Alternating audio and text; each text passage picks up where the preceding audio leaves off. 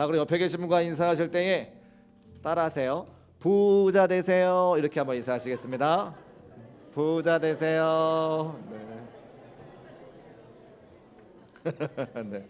이상하죠? 목사가 부자 되라고 얘기하니까. 네. 두 번째 인사가 있기 때문에 그렇습니다. 영적으로 부자 되세요. 다시 한번 인사하시겠습니다. 영적으로 부자 되세요.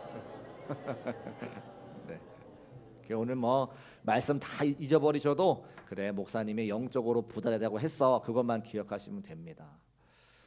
제가 우리 사랑하는 성도님들 신방하고 또 함께 신앙생활 하면서 우리가 살아가는 시대가 경제적으로 그렇게 윤택한 시대가 아니고 힘들고 어려운 시대를 살아가고 있는 것을 알고 있습니다. 또 살아가는 청년들이 제가 공부할 때만 하더라도 취업하는 것이 그렇게 어렵지 않은 시대였었는데, 요즘 청년들은 자신의 삶을 다 포기하고 오로지 공부만 하더라도 원하는 직장에 들어갈 수 없는 그런 어려운 시대를 살고 있는 것이 사실입니다. 그래서 안타까운 마음 가지고 하나님께 기도하면서 어떤 말씀 증거할 수 있을까, 어떤 위로의 말씀 전할 수 있을까, 어떤 소망의 말씀 증거할 수 있을까 고민하다가 오늘 주신 말씀이 바로 이 말씀입니다.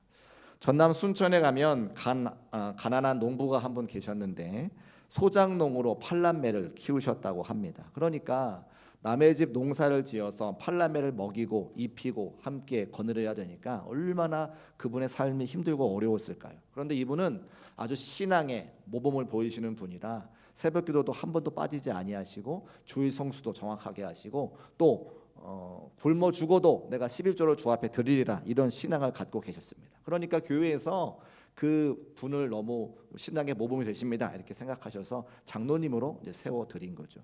어느 주일날 그 장로님께서 처음으로 장로님이 되셔서 이제 대표 기도를 하러 올라오시는데 팔남매를 가르치고 먹이고 입히는 소장농이시니까 양복과 넥타이를 미처 준비할 수 없을 만큼 어려운 삶을 사신 거예요. 근데 안타깝게도 잠바를 입고 올라오시는 그 장로님에게 담임 목사님께서 잠깐 멈춰 세웠습니다. 장로님, 죄송합니다. 하나님께 기도할 때는 정장과 넥타이를 입었으면 좋겠습니다. 다음번에 기도하시지요, 이렇게 말씀하시고 다른 양복을 입으신 장로님께 기도를 맡겨주신 거예요. 얼마나 마음이 아프셨을까요? 그래서 그 장로님께서 내려오셔서 저 뒤에 앉으셔가지고 울면서 하나님께 기도하는 겁니다. 하나님, 제가 지금 가난하지만 이 가난이 저의 대에서 끊어지기를 원합니다. 내 사랑하는 자녀들 팔남매들에게는 이 가난이 대물림되지 않기를 원합니다. 하나님 도와주셔서 이 어려운 때를 이겨내고 사랑하는 자녀들과 자손들이 잘 되고 형통할 수 있도록 도와달라고 간절하게 기도를 하는 거죠. 그리고 신앙의 모범을 계속 보이시면서 하나님 섬기는 것과 주의 종과 교회를 섬기는 최선을 다하시고 또 신앙생활의 모범을 보이시게 되셨습니다. 그래서 그랬던지 하나님께서 은혜를 주셔서 그 사랑하는 자녀 팔남매, 아들이 5이고 딸이 3명인데 따님 3분은 각 교회에 섬기시는 권사님이 되셔서 여선교회 회장도 하시고 담임 목사님을 잘 섬기는 오른팔과 같은 권사님이 되셨고 아들 5분들은 다 장로님이 되셨다는 거예요. 첫 번째 아드님께서 김홍규 장로님이신데 호남 기독학원 이사장, 둘째 김병규 장로님은 주식회사 명보 회장, 셋째 김성규 장로님은 건설회사 회장, 넷째 김명규 장로님은 국회의원과 한국가스공사 사장, 5번째 김순규 장로님은 법무부 장관과 국정원장을 지냈다고 하는 겁니다. 제가 이 이야기를 국민일보 기사에서 보게 된 거죠. 이처럼 신앙의 명문 가문을 일으키신 바로 그 주인공이 김응선 장로님이시라는 거예요. 지금은 돌아가셨어요. 근데 그 사랑하는 팔남매 자녀들과 자손들이 아버님이 돌아가신 그날 다 함께 모여서 아버님의 믿음의 유산을 같이 한번 나누고 또 온 가족들이 함께 모여 예배하는 그런 가족인 것을 확인하고 국민일보의 기사에 나왔습니다. 그 장로님께서 우리 팔남매를 가르치는 신앙의 자녀교육 7계명이 있는데요. 첫째, 하루를 기도로 시작하라. 둘째, 비전과 목적을 분명히 가져라. 셋째, 겸손한 신앙인이 되어라. 넷째, 꿀벌처럼 다른 사람에게 유익을 주는 신앙인이 되어라. 다섯째, 나라와 민족을 위해 기도하는 신앙인이 되어라. 여섯째, 신앙의 기업을 일궈 가라. 일곱째, 이웃을 위해 봉사하는 사람들이 되어라.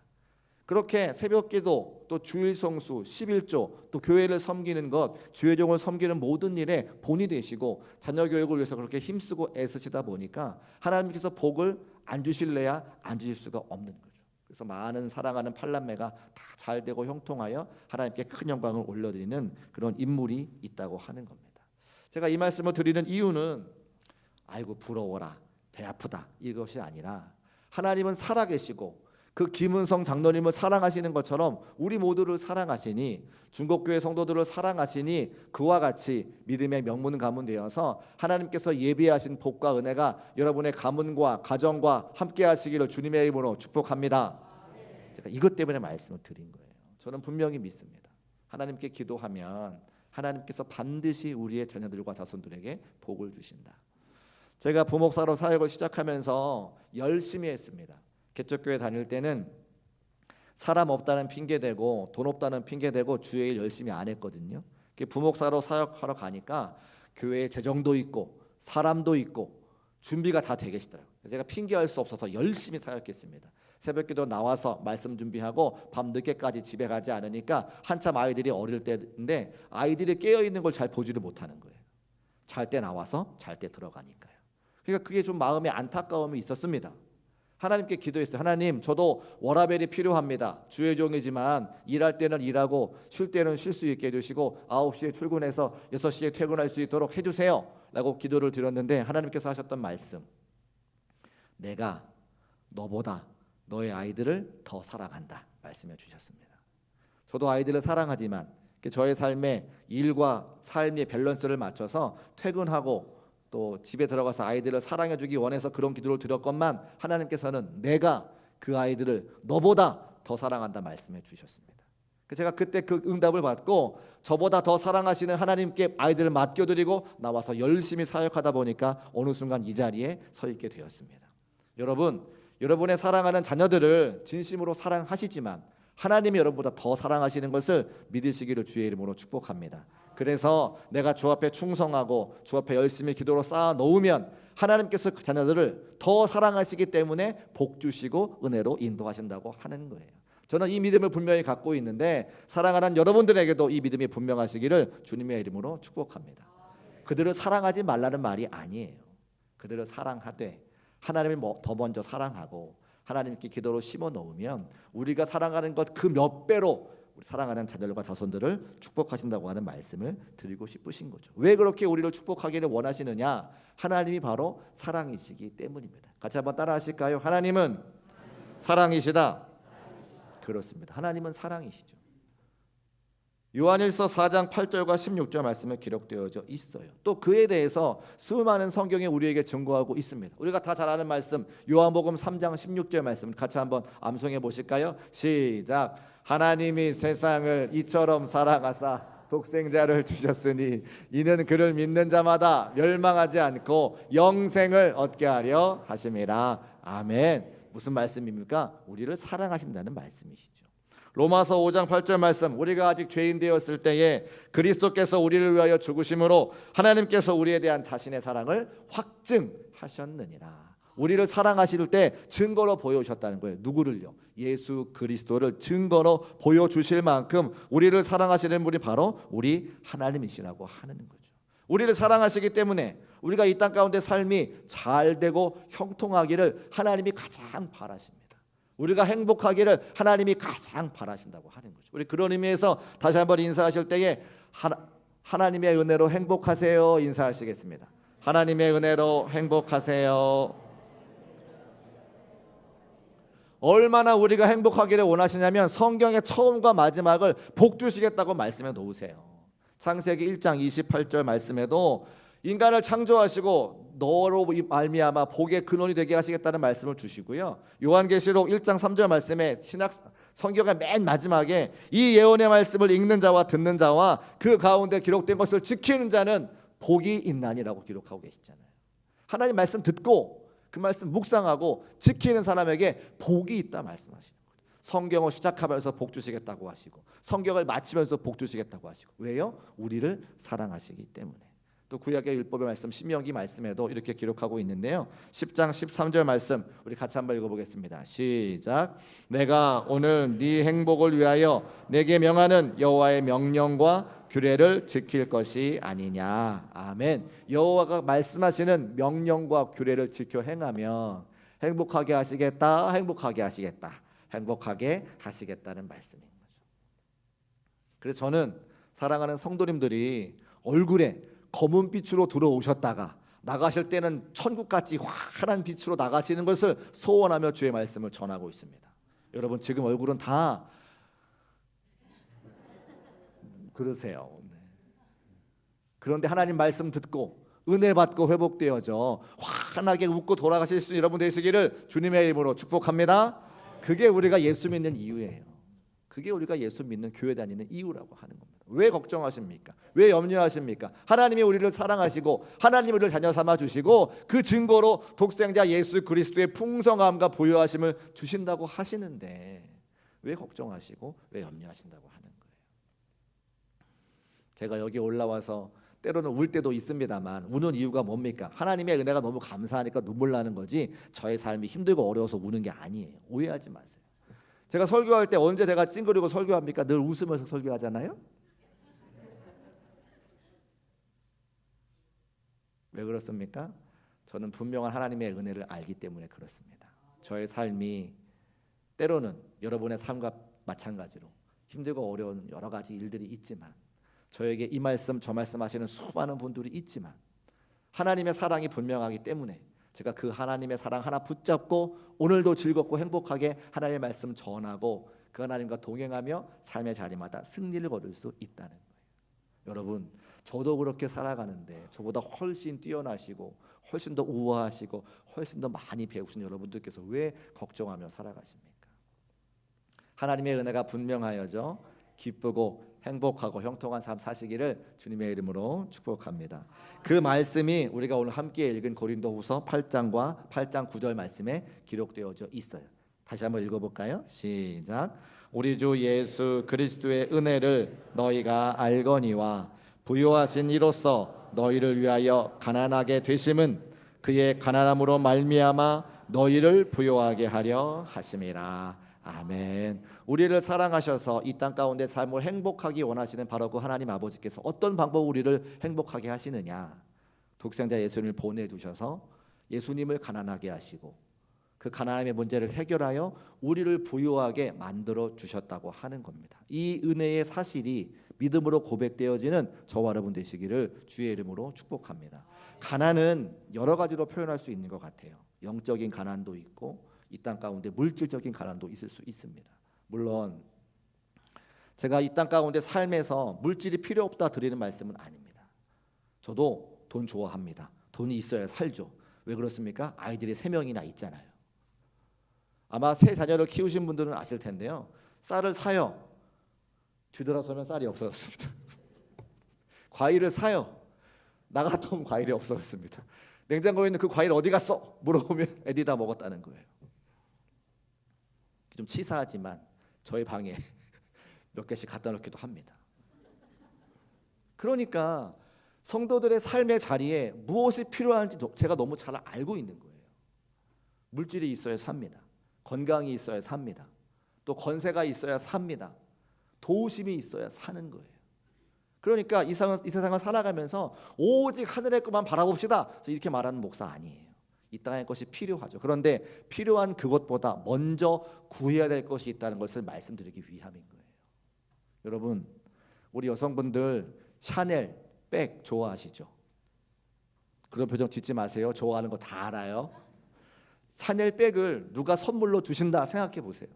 그 생각만 해도 얼마나 기쁘세요. 벌써 얼굴에 표정들이 나타나시는 것 같으세요. 네. 그런데 그 샤넬 백이 우리에게 영원한 기쁨을 안겨줍니까? 제가요 대학교 때부터 차를 사고 싶었는데 뭐 물질이 없으니까 그냥 소망만 하는 거죠. 그래서 사역 처음 나갈 때 저희 집에서 차를 사주셨습니다. 얼마나 마음이 좋든지 그 차를 타고 전국을 다녀야지 이런 생각을 했어요. 근데 그 차를 산 기쁨이 채 3개월을 가지 못해요. 우리가 이 세상의 것 그 무엇을 갖다 줘도 우리는 그것으로 만족함이 없고 채워지지 않는 존재입니다. 왜요? 우리는 영혼을 갖고 있기 때문에 그래요. 육신의 것이 아무리 채워진다 한들 영혼의 것이 채워지지 않으면 우리는 늘 갈급해하는 그런 존재라고 하는 겁니다. 하나님이 우리를 그런 존재로 만들어 주셨어요. 그래서 에덴 동산에서 우리를 창조하시고 그 에덴 동산 살아갈 때에 모든 것을 다 공급해 주셨기 때문에 우리는 원래 부유한 사람들이었습니다. 이 땅의 모든 것들을 다스리고 정복하고 그것을 먹고 마시라고 지어 주셨는데 우리는 그래서 처음엔 다 부유한 사람들이었다고 하는 거예요. 근데 아담과 하와가 범죄하여 선악과를 먹은 이후에 에덴 동산에 쫓겨나고 하나님과 동행할 수 없는 그런 삶이 된 이후부터 우리가 가난하게 되었던 것이죠.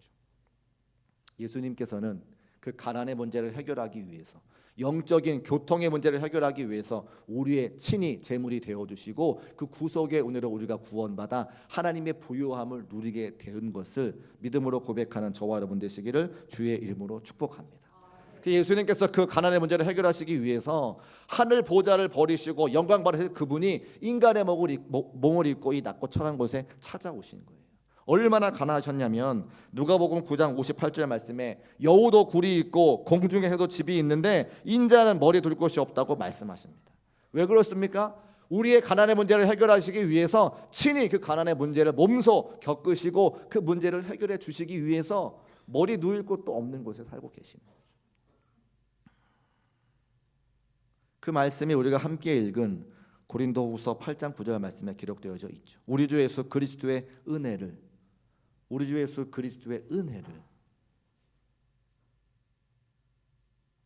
세상을 창조하시고 세상의 주관자가 되시고 모든 사람들보다 더 뛰어난 지혜를 갖고 계시고 모든 사람들의 능력보다 더 뛰어난 능력을 갖고 계시고 알파가 되시고 오메가가 되셔서 시간의 주이신 그 예수님께서 우리의 가난의 문제를 해결하시기 위해서 하나님과 교통할 수 있는 그 다리를 놓아주시기 위해서 친히 이 땅 가운데 당신의 목숨을 내어놓아 우리를 구원해 내셨다고 하는 거예요. 그것이 바로 우리 주 예수 그리스도의 은혜라고 하는 거죠. 그 은혜를 너희가 알거니와 우리가 안다라면 그 예수 그리스도의 은혜가 분명하다라면 예수 그리스도라고 하는 하나님의 사랑이 분명하다라고 한다라면 우리가 가난하지 않고 하나님의 부유함을 누릴 수 있는 그런 존재라고 오늘 본문 말씀을 통해 우리에게 말씀해 주고 계시는 거예요. 사랑하는 여러분, 세상 것으로는 어차피 우리가 채워지지 않습니다. 그것은 잠깐의 기쁨을 줄지언정 그것 가지고 영원한 안식과 평안을 누릴 수 없음을 우리는 이미 알고 있습니다. 근데 그것을 가지고 자꾸만 채우다 보니까 자꾸 하늘의 것을 소중히 여기지 못하는 안타까운 삶을 살아갈 때가 너무나 많은 거예요. 제가 이 시간 다시 권면합니다. 오직 하늘의 부요함과 풍성함을 채우시는 저와 여러분 되시기를 주님의 이름으로 축복합니다.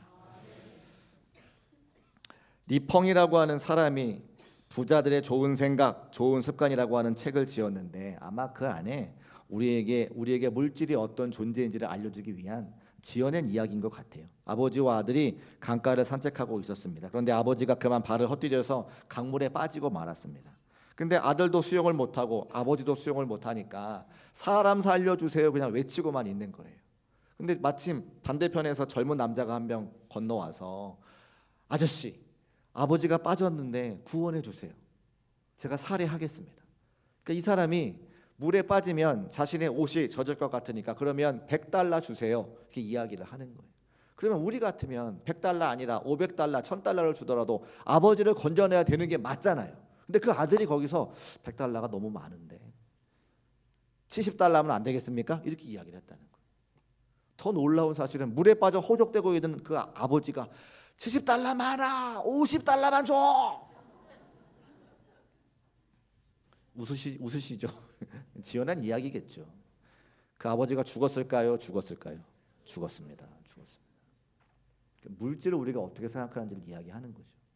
돈이 중요합니까? 사람이 중요합니까? 사람이 중요하고 생명이 중요한데 세상 사람들이 물질을 그렇게 생각한다? 우리에게 이야기해 주는 것입니다. 그래서 우리는 그런 세상에 살아가지만 영적인 것을 소유할 수 있는 하나님 주시는 풍성함과 은혜를 누리며 예수 그리스도 한 분만으로 만족할 수 있는 저와 여러분 되시기를 주님의 이름으로 축복합니다. 그러면 예수님 한 분만으로 만족할 수 있는 삶은 도대체 뭐냐?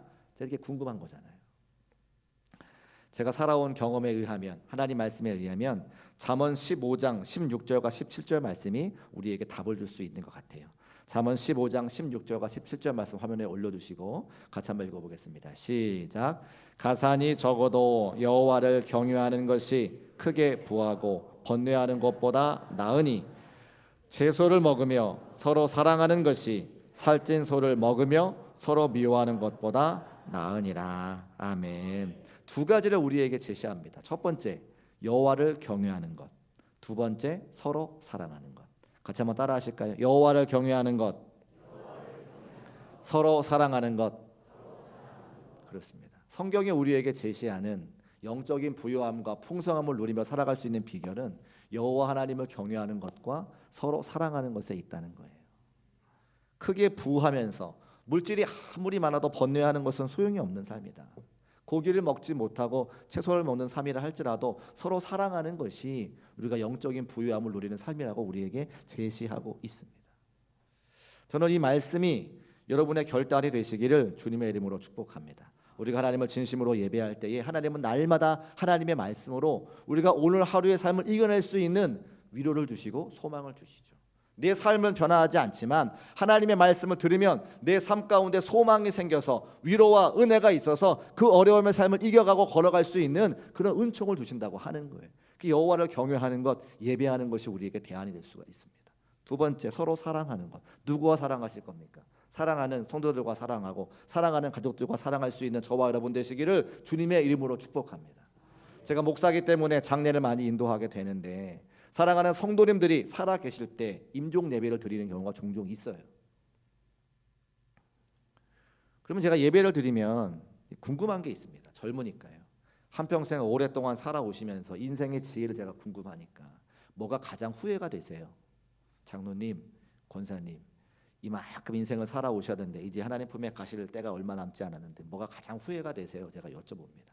그러면 대부분 뭐라 말씀하시냐면 두 가지인데요. 하나님께 더 충성하지 못한 것 안타깝다라고 말씀하시고, 두 번째는 나를 사랑하는 사람에게 나도 사랑하는데 그 표현하지 못한 게 너무 안타깝다는 거예요. 누구겠습니까? 그 마지막 순간을 지키는 가족들인 거죠. 그럼 제가 그때 제안을 드립니다. 권면을 하는 거죠. 평생 고맙다, 사랑한다 말씀 못하셨으면 지금 기회를 드릴 테니까 옆에 나를 지키고 있는 그 아내에게, 그 남편에게 고맙다, 사랑한다 한번 말씀하시면 어떠세요? 그러면 다 말씀하세요. 그때 그 말씀은 정말 진심입니다. 그리고 그 말씀에 울지 않는 사람이 하나도 없어요. 저도 울고요. 신발 갔던 모든 사람도 울고. 그러니까 삶의 마지막 순간 후회할 것이 아니라 지금 살아있는 동안 서로 사랑할 수 있는 것이 우리에게 행복하고 복된 삶이라고 성경이 말씀하고 있는 것이죠.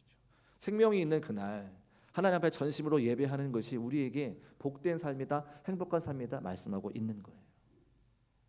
병원에 가시는 분들 공통적인 고백이 뭔지 아세요? 건강해서 내 두 발로 교회 가는 게 소원입니다. 다 말씀하세요. 여러분, 건강할 때 하나님의 성전에서 예배할 수 있는 것이 얼마나 큰 은혜인지를 안다면 오늘 우리가 드리는 이 예배 한 시간이 소중하지 않을 수가 없습니다. 내가 사랑하는 내 가족들이, 내 부모가, 내 자녀가 오늘 이후에 볼 수 없다고 생각하면 우리가 그들에게 뭘 해줄 수가 있겠습니까? 사랑하는 것 말고는 할 수 있는 게 아무것도 없어요. 성경이 우리에게 제시하는 방법은 그겁니다. 그게 복된 삶이고 행복한 삶이고 부유함과 풍성함을 누리는 삶이라고 하는 거죠. 사랑하는 여러분, 저는 젊습니다. 여러분보다 젊습니다. 그 지혜가 부족합니다. 그러나 성경 말씀은 여러분보다 조금 더 알고 있죠. 성경이 오늘 우리에게 제시하는 여호와를 경외하는 것과 서로 사랑하는 것을 꼭 기억하시고 이 두 가지의 대안을 통해서 우리의 삶이 풍성해지고 부요해지는 은혜가 있으시기를 주님의 이름으로 축복합니다.